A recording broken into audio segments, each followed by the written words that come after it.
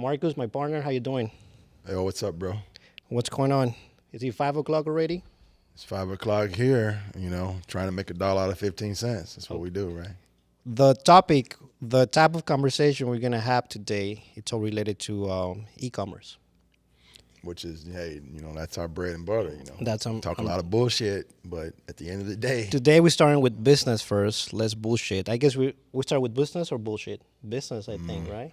Well, sometimes the bullshit brings out the business. Last time with Eddie, we talked had about bullshit first. Yeah, a lot of bullshit. So let's do business first. All right, we'll go business for 200. We'll start with business. All right. You want to start? Oh, you roll. What's up? What's happening? What's happening then? All right. What's happening with the e-commerce? The evolution of the e-commerce, it's crazy. Businesses, we are in Laredo, Texas. Well, we just at the mall, shopping. We were at the shopping at the mall right now, and we actually are located downtown in Laredo, Texas. And you can actually tell how this whole industry, it's killing stores, physical stores. It's actually reshaping different retail stores as well. Yeah. It's making retail owners to innovate now, to start looking for certain forms of distribution now. Right. Part of that distribution is to online platforms. Right? Mm-hmm. Just like us, when we started, we started in 2017. And we decided not to go retail. We wanted to take advantage of this e-commerce industry. Right. So we put our whole attention, our whole energy into making our business 100% online. Right. We just started there. We just started like that. Our first platform, Amazon. Yeah. Amazon. A hell of a journey. We're rolling with Jeff, We're rolling with Papa Jeff. Jeff Bezos, which love. Is now the richest guy in the world. Yeah. Right? After the divorce. So it tells you how much money the cat And actually still, has, he's the right? richest guy in the world. Still. If I don't mistake. Take half my shit, I'm still rolling. You're still rolling What's on happening, that. right? What's up? I'm a savage. Cheers to Papa Jeff for still having a divorce and be the richest guy in the world. Yeah. Amen. So having said all this, it's been a hell of a journey working with Amazon. Love-hate relationship. Love-hate relationship. We've been working with them for what, till 2017? Yeah. Right? Yeah. And there's been a lot of changes. A lot of changes. But just not only Amazon, the entire industry. Right. Throughout that evolution, right, we have seen businesses going bankrupt, shutting down businesses. Yeah. Our friends or some owner friends calling us, telling us how to transition now to this new era. Right, because you got to understand that there's a transition between old retail and new retail. Right. Old commerce, new commerce. And the new commerce is, well, first you start with the old. The old was, how do we get people to our store, to our location? Right. People go to a location, and even if you think of when you go shop in the mall or your department store, you actually get a shopping cart and you put shit in the cart. Then you go check out. Yeah. All that's online now. So now, instead of getting people to your store, you're getting people to this. This is the store. This is where people are at. And you're 100% right. No one's coming to your store anymore. And one thing interesting was the fact that in the evolution of the industry of e-commerce, Yeah. everything first started with your desktop. You first started shopping in your computer or in your laptop. Yeah. And then there was kind of like a acceleration, like a big acceleration. Well, these things got better. Where now, exactly. I'm gonna date you now. Mm-hmm. Shit, my first phone was a bag phone. You couldn't do any shopping on that, right? It looked like a lady's purse. That summer gun was like 3 pounds. Yeah. And then it went to a brick phone, and I used to pay $3 a minute. And all that thing was, it was dumb. All it had was a dial tone and some buttons. And then it just evolved until now you have this smartphone. This thing is stronger than your computer. No online shopping whatsoever. No, you couldn't. Right? You couldn't do it. You couldn't do nothing on the Of mobile. course you couldn't. You couldn't even get the digital Shit. I'm gonna show you how the old school versus new school. When the first mobile phones came out, hell, you didn't have no your ID was the name. You could name love or bunny or chick or Right. friend. You had to memorize all the numbers. Right. You had to know the numbers. That really shows you how it's evolved. Now in your mobile phone, I probably got 200 numbers in there. I don't know none of them. I don't even know my pop's number. I don't know none of my family members' That's numbers. right. That's right. But in the old days, you had to know the number. So that's just how far mobile phones have come. Now, mobile phones, it's an important driven of now mobile phones nowadays. Yeah, it's crazy. It's 60 or 70% of the traffic online. And it's only going to be more because it just makes sense. A desktop, when you really think about it, you have to be in a certain location to operate a desktop, right? Your mobile goes everywhere you go. Take a shit, mobile phone's with you. People you can actually get a home loan on this thing. You can transact some heavy duty shit on this thing. Right. And it goes everywhere you go. So biotechnology and these things are just going to become more integrated. Right. So we're only seeing the beginning. So ultimately the point is, if you're doing old school retail, you need to get your house in order because no one is coming to your store anymore. You better meet the people where they are and they're on the mobile device. Now, what you can do with your store is what you can do. You can think of your store more as a broadcast and a content creation hub instead of just a traditional store. So you can use the store as assets because you probably got products, you probably got displays, you probably got an area. You might as well make content with that and then market that content to attract buyers to your online store. So right. That's the future. That's right.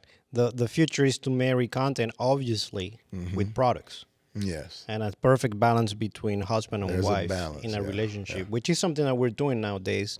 Because ultimately, no one, at the end of the day, people are not really interested in buying your shit.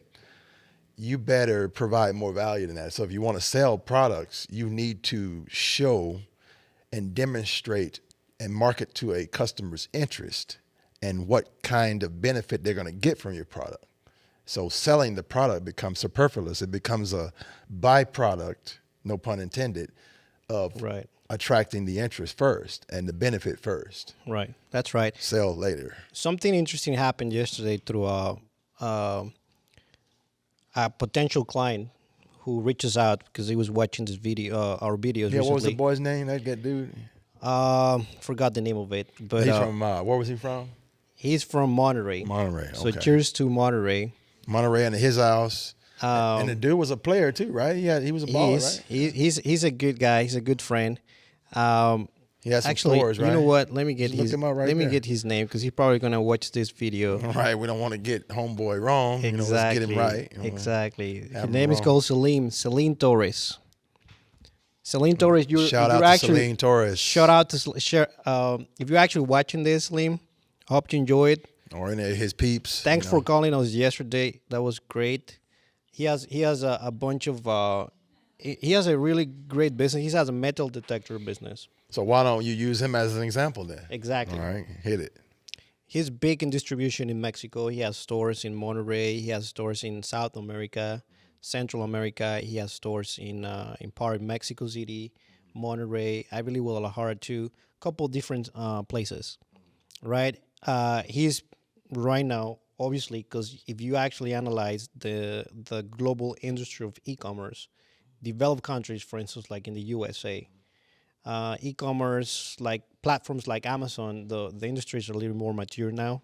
It used to be easy for us to upload products, sell them, put your barcode, put the listing. Yeah, it was super easy. And it was super easy. In the beginning, yeah. Post-COVID, Amazon was like, you know what, this is a lot of work for us.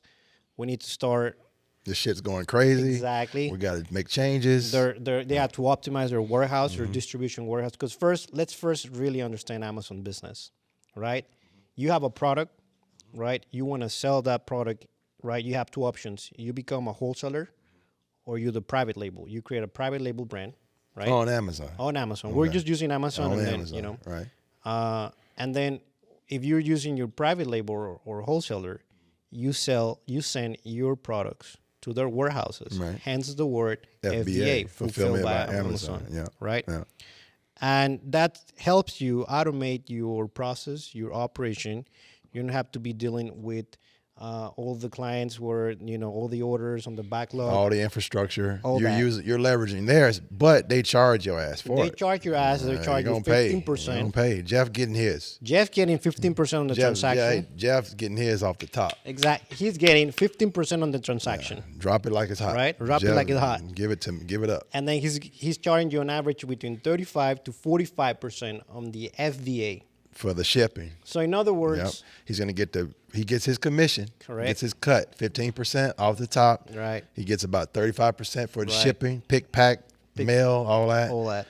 And any other little bullshit fees, storage, you're gonna pay to store your shit in his place. Exactly. And that's about, what is that, like 60% when you add all that? Let's say you ballpark 65. Not counting advertising, because now they sell that too. Advertising and cost of goods sold. Cost of goods. Right. 60%. Labor and all that. Yeah. So in reality, And he gets it off the top before you get your money. Right. You can get his. He getting his. So if you actually analyze the entire business model, you're just who's fighting, really winning? Yeah. Who's working for who? You're fighting for your net profit of 3 to 5 to, if you're lucky, 7, 10%. 10%. You're lucky. If you're lucky, 10%. So technically, you're almost like working for Jeff. For right? Papa You're Jeff, of course.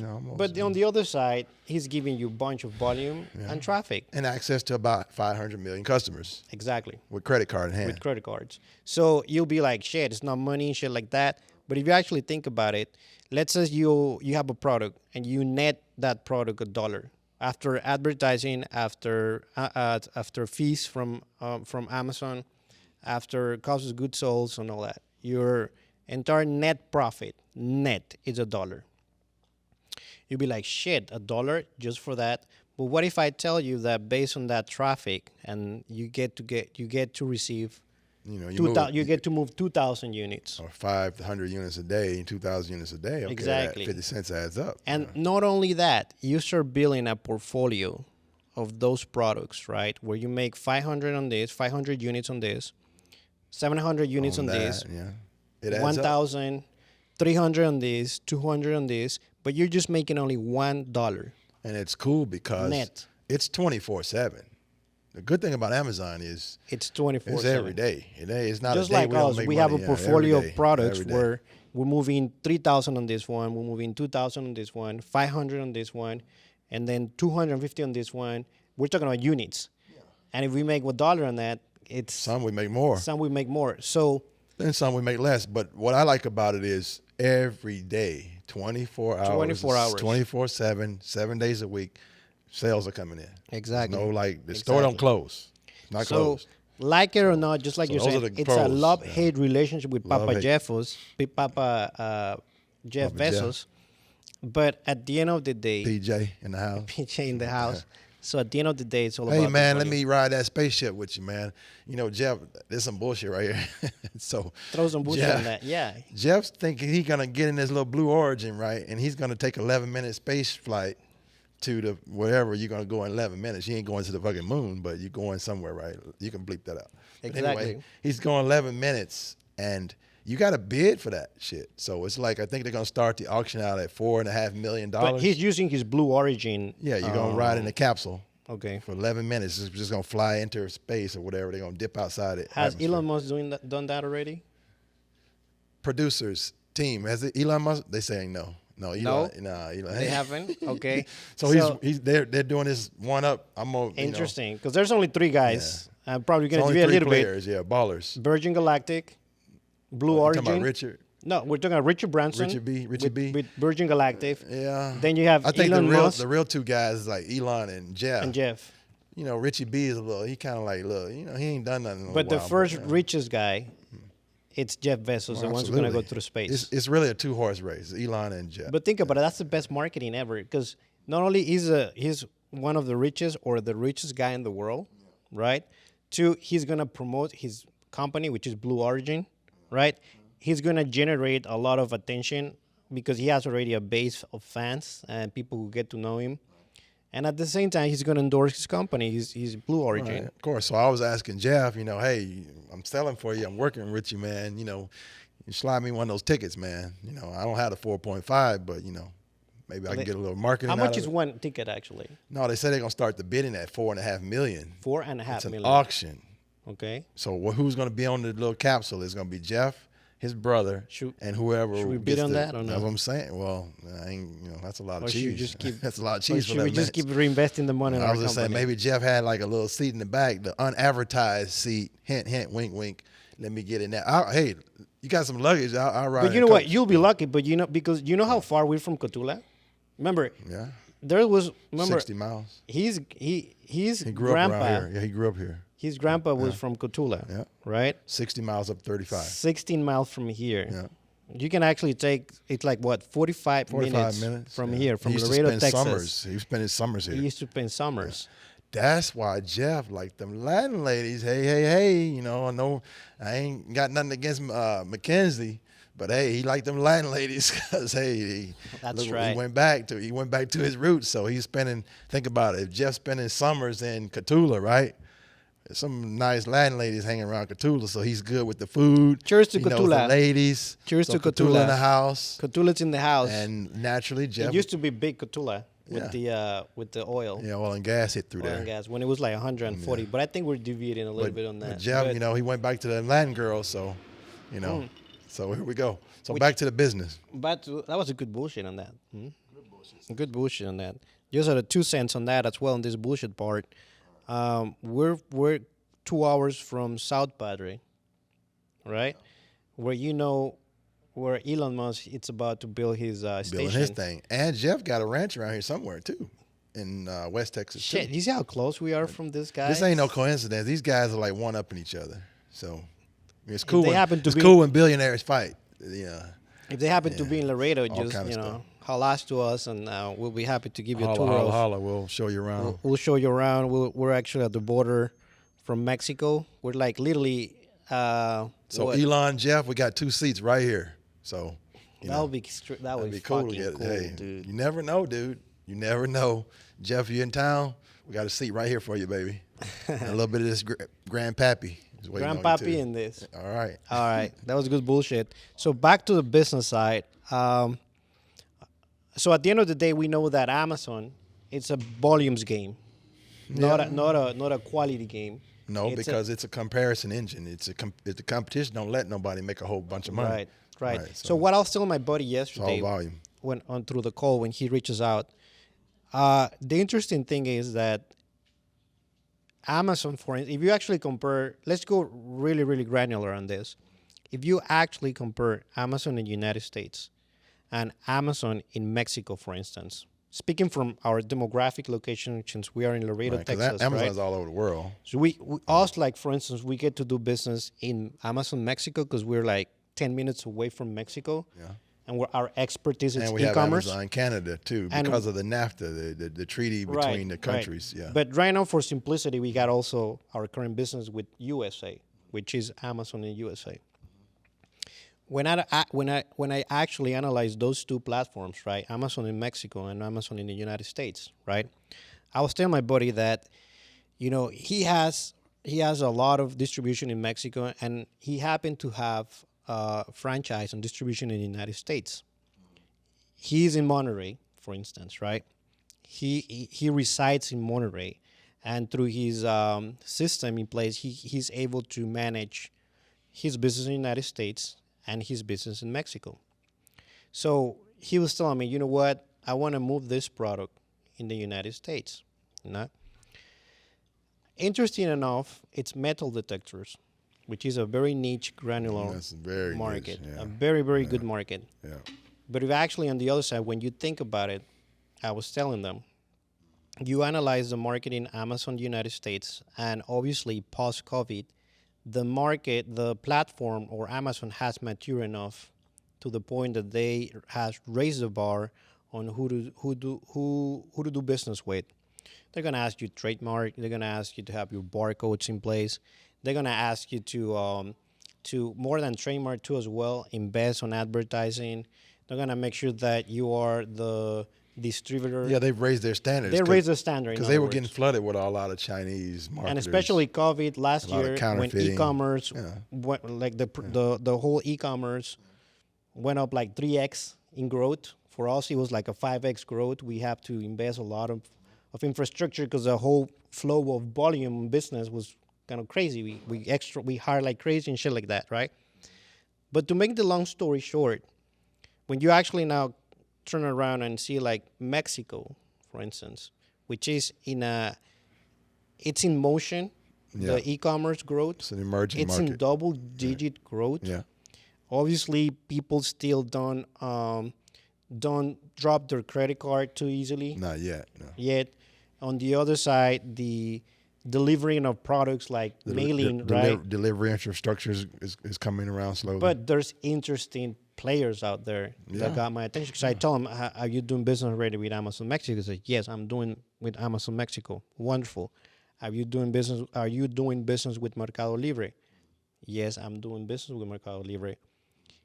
I have, as a matter of fact, a Shopify store. That's great. So Shopify store, which means he has his own catalog in place online. He's doing Google advertising. So he's got some pieces. So he has some pieces, yeah. Right. and he is actually one step ahead than the competition, most. because he's preparing himself to transition from the retail distribution, which is still making him money, Yeah. right, to now to the other point, Which is platforms. the platform That's base, the second step. the online platform Right. space. And then he threw me a question that got my attention. He's like, if you will put a bet on Mercado Libre has this, I don't know if you can actually research, Wendy, the name of that platform is Mercado Pop. It's like the Shopify for Mercado Libre. If we can analyze that, he's like, would you make a bet on that? And I said, absolutely yes. Why? Because Mercado Libre is one step ahead than Amazon in in that Mexico, space, yes, right? of course. And when I say one step ahead, okay, they're already offering financing, just like we have financing from Amazon Capital in this side, right? They are building their fulfillment centers, just like Amazon is doing it, right? Where you can concentrate your products, right, to their warehouses, and start you doing the distribution for you to the client, to the consumer. That's two. Third, the presence of Mercado Libre since early beginnings, it's outstanding because people really trust Mercado Libre more than any other online platform in Mexico. Right. Okay, so that's check. And brand trust. And so if you happen to have your products already in Mexico and you have your retail distribution, you have to do it. But also, what's the big move over there? To automate your operation like what we're doing to distribution centers, where you solely focus only on getting your product and send it over to platforms out there who does the fulfillment for you. And you just take care of your, commercialize your product, negotiate your products, and so on and so forth, right? Yeah. If you turn around here in the United States, Amazon is more mature. It's very hard now because there are more competitors out there than, for instance, in Mexico. So hence, yes, bet on developing countries like Mexico. Yeah. And how e-commerce is growing in there. You know what I'm saying? But, what's your boy's name again? Salim. Salim is in the house. All right, so there's a couple of pieces you got to make sure you got your arms around. Just like anything, this thing can get wild in a hurry. It is. So traditionally, you have a store. All right. Offline, you sell your stuff. You got your customers in the neighborhood. They come in, buy your stuff, and they leave. Then the next move is when you go online. That's what your man from Monterey is doing, and that's what we've done and we do, and everybody else starts doing. Since you don't have the infrastructure in place initially, it makes sense to start selling on the platform. I know where you're going, but it makes sense where you're going. You know where I'm going. Yeah. I mean, I'm going. Go for it. Get ready. Yeah. So you start selling on the platform. Hell, they even do it on, what's that little Etsy and all that little craft shit. Any little thing, there's a platform for it, right? Poshmark, and sell your clothes out of your closet. Right. So platforms are the first step. Right. Because you don't have the infrastructure. Right. So you make that trade. Mm-hmm. But a lot of times what new e-commerce and even mature e-commerce stores kind of lose sight of, or they don't really understand, is when you sell on Amazon, You're selling your products, but that's Amazon's customer. That's That ain't the your bump. customer. That's the bump that I was waiting for you to say. You know I was coming with that. I got you. That's Amazon's customer. Right. So it really works like a traditional, like when you go in your grocery store. We have Right. HEB here. It may be Winn-Dixie if you're in the South or wherever the hell you. I don't know. It's like wherever your grocery store's name is. Right. There's thousands of products and brands in there. You put your brands You're fighting for real in estate your on that. shopping cart, right? So you'll have lots of different brands that you put in the shopping cart. Right. But at the end of the day, when you check out, the brands aren't collecting the money. It's the store. The grocery store is collecting the money, right? Yeah. So the grocery store the customer belongs to that grocer, Right. Right. So when we do business on Amazon, we sell our products all the day long. Right. That's on means of distribution But only. we're just one item in a bigger cart. Right. And at the end of the day, Amazon collects the money. It's Amazon's customer. Correct. Just like every other platform. Correct. So that's the trade-off. Right. So what you got to understand to take the next evolution, you have to actually do like Amazon and Mercado Libre is doing. So the one who ultimately wins long-term The one who owns is the the one customer. who owns their own customer, and more specifically, the one that owns their own customer's data. Right. At the end of the day, Amazon is a data company. Right. They have customer records. Right.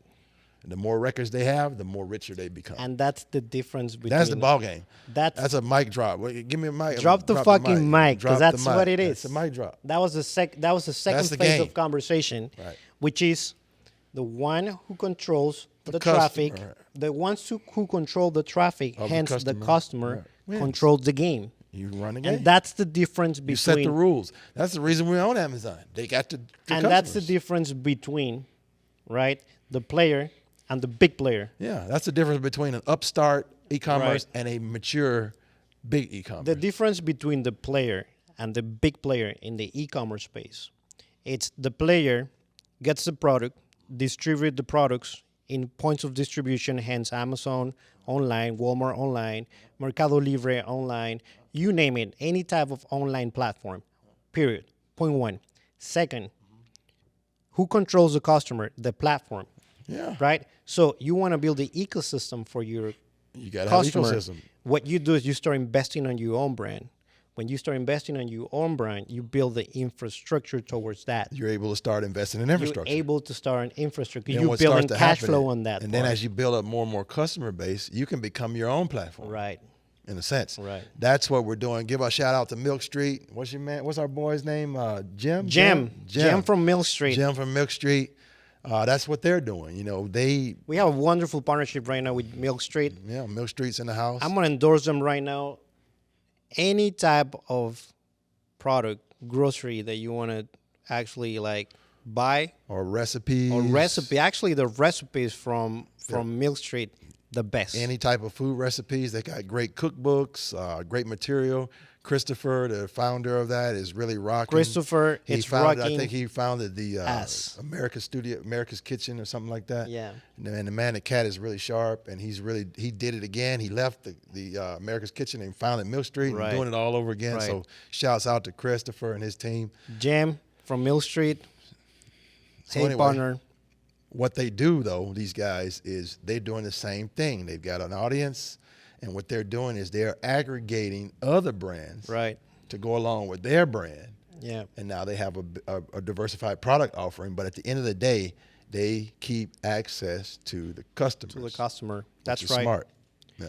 So that's actually how I wrap up the conversation with him by saying you have a real nice brand.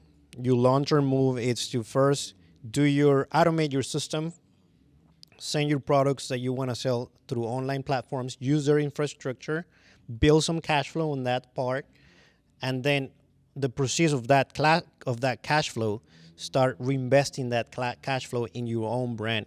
Because that's what's going to give you longevity.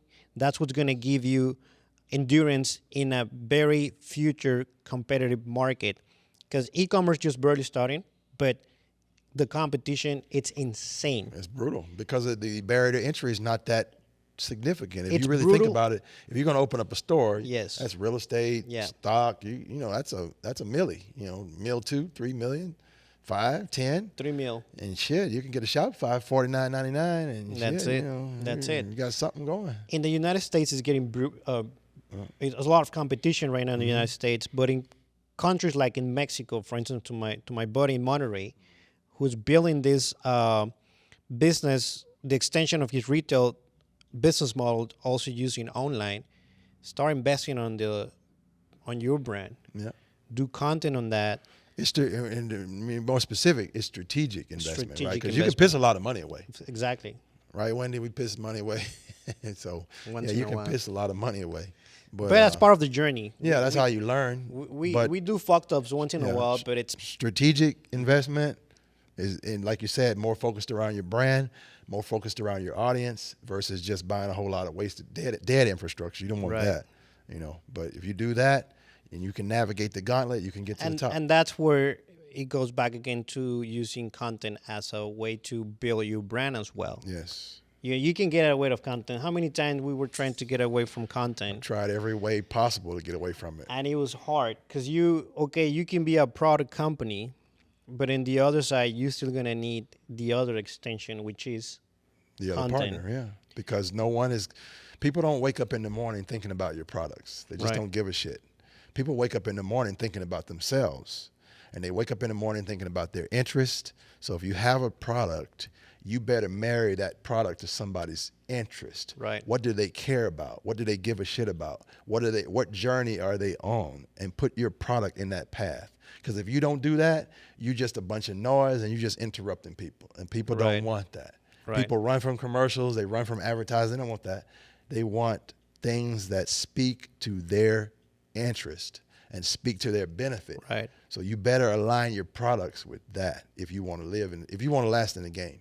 Because if not, if you try to do that old school shit, just running ads and buy my shit and buy this 25% off and all that shit, it's getting more and more expensive to get that kind of message out there because no one's liking that, no one's following that, no one's sharing that. And the only way you can keep that shit in people's timelines and news feeds is you got to keep paying higher and higher costs to keep that shit in front of people. And the more you keep it in front of them, the more they're ignoring it.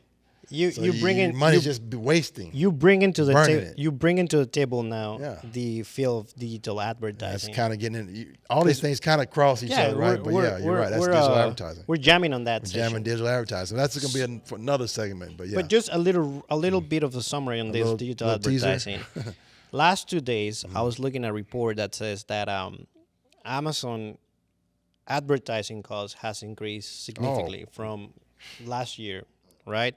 And the reason why obviously is because also last year was heaven for us because big corporations and big pocket companies, they part of that unknown factor of the COVID situation, they stop spending money on advertising. But for those medium players like us, right, who we happen to grab those cheap ass advertising. There was cheap clicks. Cheap clicks, right? Cost but per click. At the same time, some of it went up 5-6 times. X. On that part, I'm with you. The next year, the next following year, 2021, right? Mm-hmm. That all these companies start rolling out their big budgets now into their digital space. Yeah, they're coming back. There's more demand than the current supply that all those platforms, especially like Amazon, can offer you. Here's another nugget. I'm gonna drop you another one. I'm gonna give you another nugget. All right. Another one, boy. They cashing in today. Look, all right. Here's the problem. When you look at 100 people, 100 miscellaneous people, right? There's only like one person that's ready to buy something right now. Right. So now you got all these companies and all these low sophisticated marketers. Right. Because the first thing you think about is just sell your product, advertise your product. Right. So now you got all these people looking for that one person. Right. And 99 people are not ready to buy your stuff right now. Right. But you're marketing a message that says buy my stuff right now. Buy my shit so now. Buy my shit. So 99% of the people are ignoring. Matter of fact, you're in the way. They're like, move this ad, remove this block. They're doing all that. Right. And so all these people are not paying attention. Right. So you got more and more advertisers chasing fewer and fewer people who are ready to buy. Smart advertisers, intelligent advertisers, they know that if you market to an interest, now most of those people will have the potential to pay attention. Because now you're marketing to something that they're interested in. an interest speaks loud. It's attractive, right? So now you can put a message out there that is going to resonate with them. And you're going to get a much better return on your investment because now it's like before people will pay you money, they got to pay attention first. You can't even get their attention. You're never going to get any money. Right.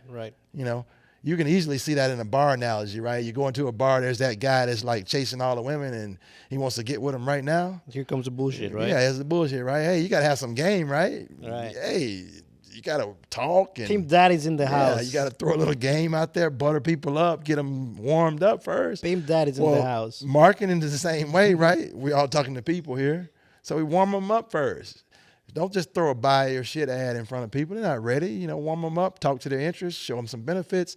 And then when they're ready, then you're available. You know, make your stuff available. Right. Because another piece of the equation also, it's that when you're going to advertise a product, it's a lot of management on the campaign side. A lot of testing. Because you have a lot of testing. What works. Yeah. Find what works. Yeah. And at the same time, when you have something that works, you got to now measure and track the cash flow that's getting out of that campaign. Yeah.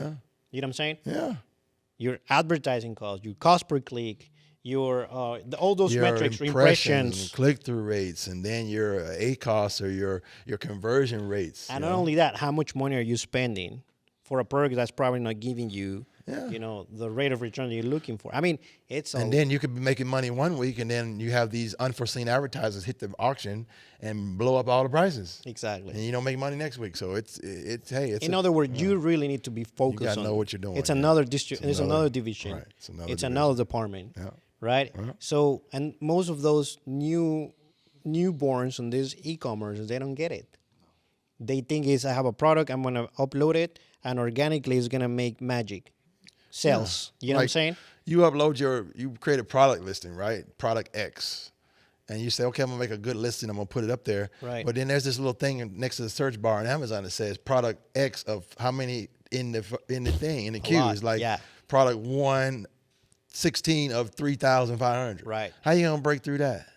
You're gonna have to advertise. It's crazy how many people reach out to us and they have this idea, they have the product, and they're like, I want to sell it right away. But the people always have a product first mentality. Product first mentality. I got this greatest product. It's a nice product, and now let me go find somebody to buy the product. Right. They do it over and over again instead of trying to find, hey, what market can I resonate with and sell them things that they need. Reversing it, just like we reversed this right here. But you got to reverse it. So a lot of this e-commerce thing is counterintuitive. It's not intuitive. It's opposite of what you would normally think would work. It just doesn't work that way. Do you still believe that there's tremendous amount of upside, for instance, in the United States, when it comes about selling products online through platforms like Amazon, eBay? Let's go first. Let's talk about Amazon, which is our big partner in here. Do you think there's still margin in there to have a product and sell online? What's your There's always going to be opportunity to the smart, to people that's got, that think outside the box or that are intelligent. What's going to happen though is more and more competition and prices going down, competition's going up. It's going to cause marketers to raise their game to another level. Right. The low hanging fruit is gone, and that's okay. I like competition because the average marketer is lazy anyway. They're not. You'd be surprised how many sellers don't take the extra step, right? So if you're willing to raise your game, there's a lot of reward there. So where I think it's going to go is it's going to turn into stuff like this. You're going to break even on the front, your first sale. It's like when you go to the bar, you buy the lady the drink, you in the hole, you out that drink. But that's necessary to get the conversation to go to the next step, right? Right. So in marketing and sales, a lot of new e-commerce guys, they want to make money on the first transaction. They look at how much money am I making. Sometimes it doesn't work like that. No, well, it used to work like that. But what's going to happen is you're going to have to be willing to break even or maybe lose a little bit, go in the hole on that first sale just to get that first transaction. And then you're going to make the money up on additional products, related products, variations, size variations, colors, types, and selling them a Right. recurring I'm with you. product, something that's a consumable, something they got to Right. buy something else to go with it. And that's where the money's going to be. So Yeah. it's going to require a little bit of patience and strategy, you know. Patient strategy and a lot of perseverance.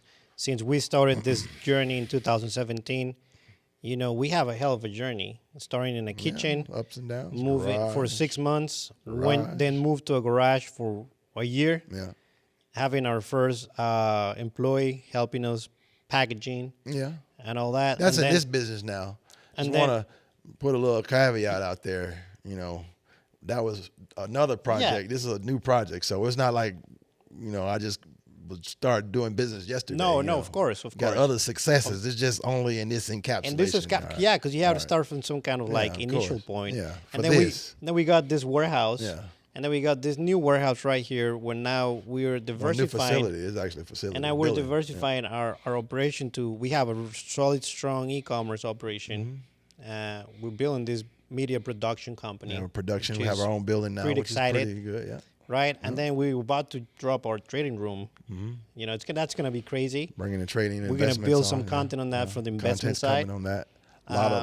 Lot of good nuggets there. Good nuggets there on that. Yeah. And, you know, a hell of a journey to a point now that, yes, it's really hard nowadays to make a dollar in the e-commerce space. There's a lot of strategies nowadays. The sophistication of sellers, you know, it's improving, it's increasing. There's more educational knowledge on e-commerce, hence new players using those strategies. Competition is increasing, but there's still opportunities out there. Always. As long as you partner with the correct, you know, people, right? Have this mentality of understanding what's your real value. Yeah. Some of them, for instance, the retailers, their big value is on the negotiation part or the sourcing part, on the supplying part. Yeah, we didn't even. You could go into a whole nother. You know where I'm heading, but that's for another. Yeah, that could be a whole other discussion on thing. just sourcing and all that shit. But I think we kind of like wrap a little bit of the basics of e-commerce. We think we dropped enough nuggets. Let's call it e-commerce 1.0, business and bullshit. Yeah. Well, I guess let's have. We'll continue this on the next one. Yeah, we gave a lot of nuggets away on this. Because one thing we want to do is we want to start bringing a lot of value to the table by showing the notes, highlight strategies that we're using. Show notes and checklists are coming. This is just kind of like the testing part of the episode number what? What's the episode? Number 2, 3, 4? 4. Episode 4? Yeah, we're going to be coming with show notes and checklist. That way, whoever's watching this, you know, you'll be able to take something with you that you can get an actionable result from right away. Exactly. Yeah. At the end of the day, if you're going to listen to all this bullshit in business, you need some notes and you need something. What I do, you know, what's like a checklist that I can implement. Because at the end of the day, everybody talks a lot of shit. Everybody's got some kind of doctrine, some kind of opinion, but it comes down to execution. You can have all kind of ideas and all kind of information, but you're gonna have to execute something. Yeah. So that's where the checklist is gonna help people. It's okay, you just heard us talk and drop a lot of nuggets. Here are the nuggets, and this strategies is what you need. on that. Yeah, and this is what you need to work on.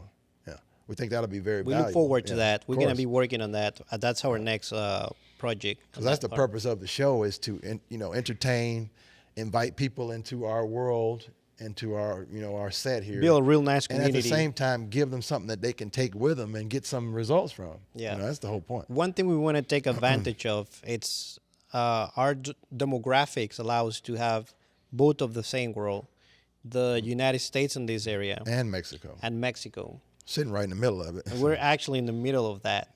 And not only that, we are practitioners of this new era of information age. Everything we talk about, we do. We leverage the platforms out there. We do business with Amazon. We do business with Walmart online. We do business with eBay, Etsy. We leverage our location. Our location in that part. We source. We don't source from China.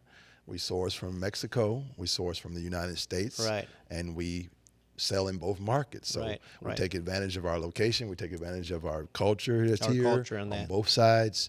And that builds a pretty deep moat, and we want to impart and impress upon you guys, the audience, some of these nuggets that you can leverage too. And we look forward to go visit Monterey pretty soon. Oh, Monterey is definitely in the house. I mean, look, Monterey is like little baby New York. I mean, that's a real nice highlight. Monterey is the bomb. You know, you cats talking all this, hey, Miami, and I'm going to New York. Man, y'all keep doing that. Monterey is fat. You know, Monterey's in the house. Monterey. Y'all don't know nothing about Monterey. Cheers to San Pedro out there and Monterey people from Monterey. It's it. Right. Yeah. Miss out if you want to. Well, you have any other things to say, you know? No, I think we got it on this one. So we invite everybody back to the next one. We might have another guest, hopefully, here. We got a list of people. We got to select which one we want to put on the next one. I guess our next stop is going to be the import and export business. Yeah. It makes sense. We're in Laredo, Texas. Yeah, it's the logistics capital of the whole, probably this part of the United States. Yeah. All right. All right. Pues para todos aquellos que aprovecharon este podcast, como le quieras llamar, espero que te haya gustado. Hablamos un poquito del tema del comercio electrónico, del e-commerce. Mucha gente está ya metida en este tipo de industrias, entonces la idea es ofrecer ese valor agregado de las experiencias, las cagazones que hemos tenido en el proceso, qué tipo de enseñanza o guía podemos brindarte en la mesa, y eso es lo que estaremos hablando muchísimo más en los siguientes episodios. Este fue un poquito del summary, abstract, como le quieras llamar, de este episodio. El tema general, el comercio electrónico, qué tan difícil es ahorita o qué tanto está madurando la industria del lado de Estados Unidos, pero qué tanto potencial hay en mercados como en México. Estamos muy contentos de poder pronto ir a Monterrey a ofrecer nuestro conocimiento, lo que estamos creciendo de este lado. Así que muy pronto estaremos visitándote, estaremos también brindándote, como lo que decía mi socio Marcus, información, estrategias, cosas que te van a ayudar a brindar un valor agregado extra o plus en tu modelo de negocio nuevo, que es el comercio electrónico. Así que nos vemos pronto en el siguiente episodio y espero que te haya gustado este pedazo de clip. That's a wrap. Peace.